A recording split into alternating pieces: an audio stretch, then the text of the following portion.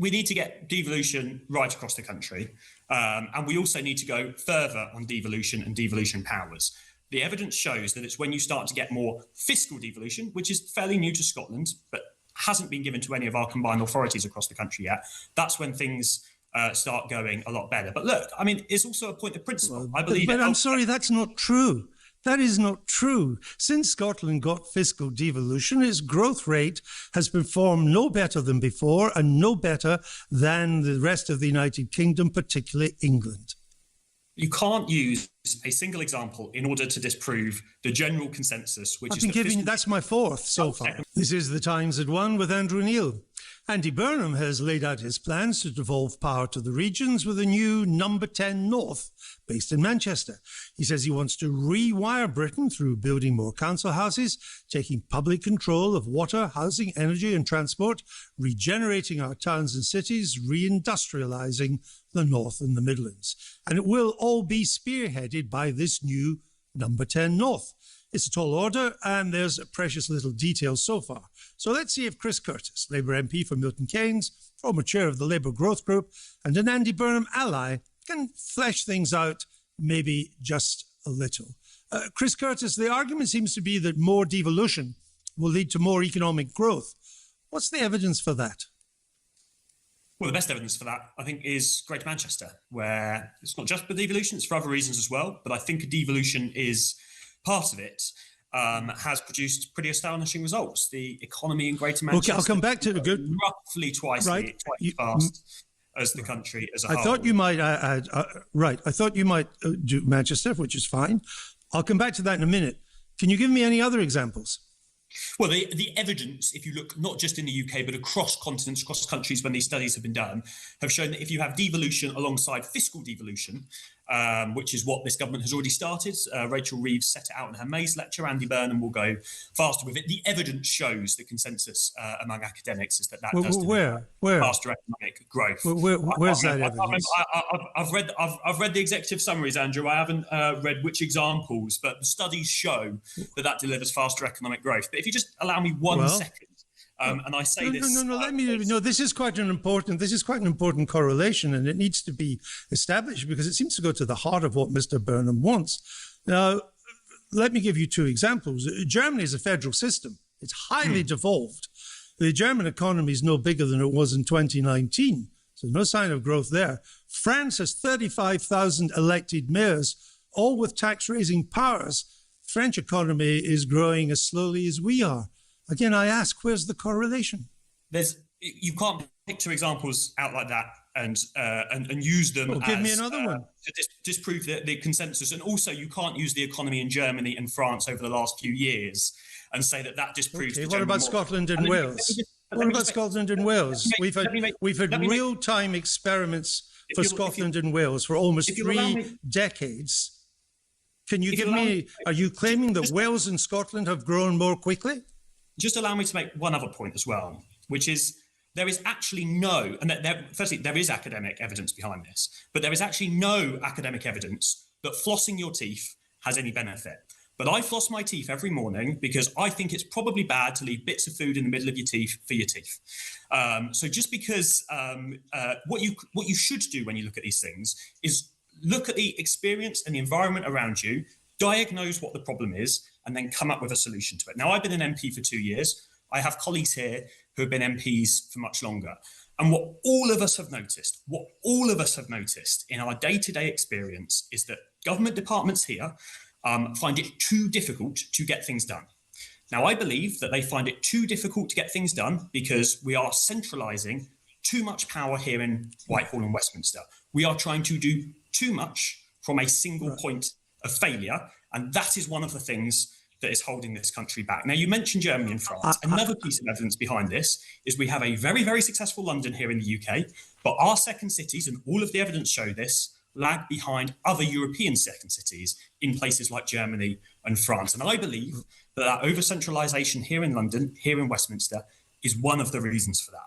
Now, look, there is evidence. I understand that. No, hold on. I've got a question in here because you're still not addressing my questions. Of course, I understand the argument that Britain is over-centralised. I get all that. What I'm trying to establish is where this link between devolution and more economic growth comes. Now, you talked about flossing teeth when I suggested Germany and France. Let's park them aside for the moment. We've had in our own country real-time devolution experiments, and Wales and Scotland for almost 3 decades. There is no evidence that they've grown faster than undevolved England. Well, look, we need to get devolution right across the country, and we also need to go further on devolution and devolution powers. The evidence shows that it's when you start to get more fiscal devolution, which is fairly new to Scotland, but hasn't been given to any of our combined authorities across the country yet. That's when things start going a lot better. But look, I mean, it's also a point of principle. I believe. But I'm sorry, that's not true. That is not true. Since Scotland got fiscal devolution, its growth rate has performed no better than before and no better than the rest of the United Kingdom, particularly England. You can't use a single example in order to disprove the general consensus, which I've been giving. That's my fourth so far. Economic growth. No, but I think like you're asking for examples, and what I'm trying to say in response is that there are 2 important evidence points. The first of which is that the academics have looked at this, have concluded that devolution with fiscal devolution does produce more economic growth, and there are studies that show that. And the second point is it's not just about anecdotal experience, it's about your lived experience. And the lived experience of people who have tried running government departments here in Whitehall have noticed that because they are trying to do too much from the centre, that leads to worse outcomes. And therefore, we need to remove that single point of failure and move power out into the regions. And I can give you examples, Andrew, but sometimes you just have to do these things because you have to look at your experience and you have to try and come up with solutions to those problems. And the over-centralisation of the British state is clearly one of those things that stands in the way of economic growth in local areas and the delivery of... Well, it's not clear because you can't... I understand the decentralisation argument, but it's not clear it leads to more economic growth. Let's talk about lived experience. The lived experience of people in Wales, devolved Wales, is that they have longer NHS waiting lists than people in England, even though spending in Wales on the NHS is 20% per capita higher. The lived experience of people in Wales is they have the worst schools in Britain. That's their lived experience. The lived experience of people in Scotland under devolution is that Scottish schools, which were once the pride of the nation, are plummeting down the international league tables. That's the lived experience under devolution. Look, there are many examples of really good outcomes, including in Scotland and including in Wales of devolution. And if we looked at what's happened in Greater Manchester, with those extra powers that have been given to the mayor there, to Andy Burnham, it has delivered a public transport network that is delivering. It has delivered house growth. They're growing their number of their housing stock by about 1% a year there, using the extra powers that have been delivered. They've been putting more money into, or more good policies in place in order to improve access to skills and technical education there in Greater Manchester. They have used the powers that they've got to deliver real, tangible results. And that is what we want to have turbocharged and available right across the country. And I can put my money where my mouth is. I live in a place which does not currently have a mayor and a combined authority, and I want one as quickly as possible, because I know that residents... I understand you do. But let's go back to Manchester, because you started that as an example of, well, here's an example which Manchester economic growth has done well, better than the country as a whole, because of devolution, was your claim. Right. But Greater Manchester's economic growth is highly uneven across its 10 boroughs. I mean, most of the growth has been in Manchester City itself, Salford, Trafford and Stockport. That's 70% of the growth has come from these 4 boroughs. The other 6 have missed out. In comparison, it's been very uneven growth, even in Manchester.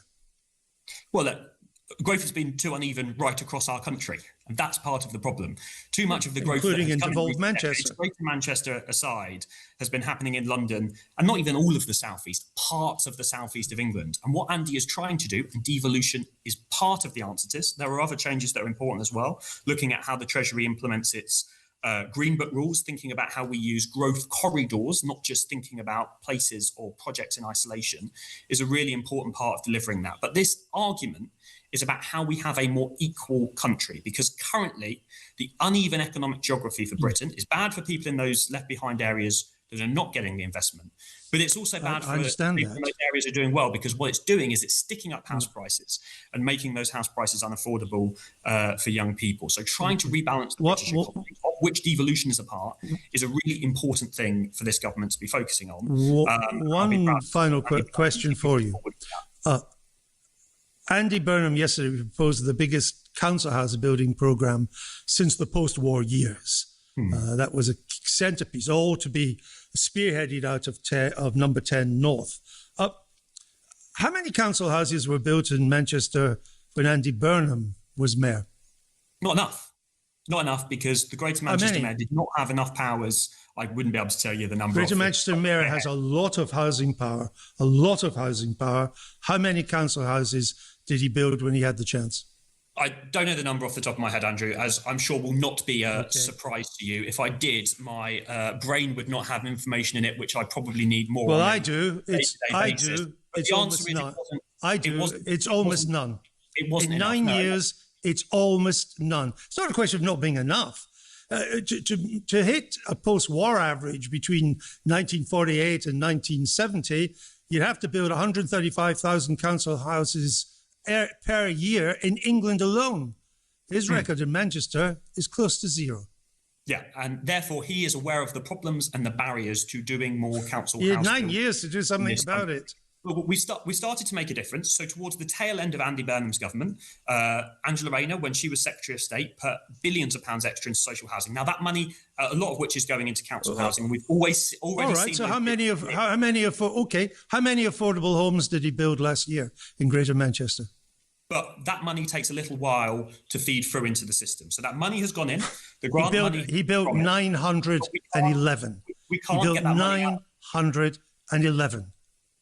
That's 911 more than would otherwise have been there. And we're in a very difficult house building market. So would two. If you'll let me just finish this point, Andrew, please. That money has been promised by the I'm going to give you the last word because we need to go, but you will have the last word. That money has been put in place already by this government. It is coming through the system, and it is going to ensure that there is more house building being put in place. Now, there are also extra powers that need to come alongside that spending. For example, about how you do land acquisition and you put it all piece it all together for those houses to be built on. We need to start giving more of those powers to the mayors so they can deliver. And I hope that when Bev Craig gets elected as Greater Manchester Mayor, she is not only going to thrash Andy Burnham's record on council house building, but actually be spearheading that council house building revolution that this country so desperately needs. Well, you're not setting her a high bar, but I said you would have the last word, and you have. Chris Curtis, Labour MP, thank you for joining us. I hope you'll come back and talk to us more as Mr. Burnham settles into 10 Downing Street and rolls out his programme.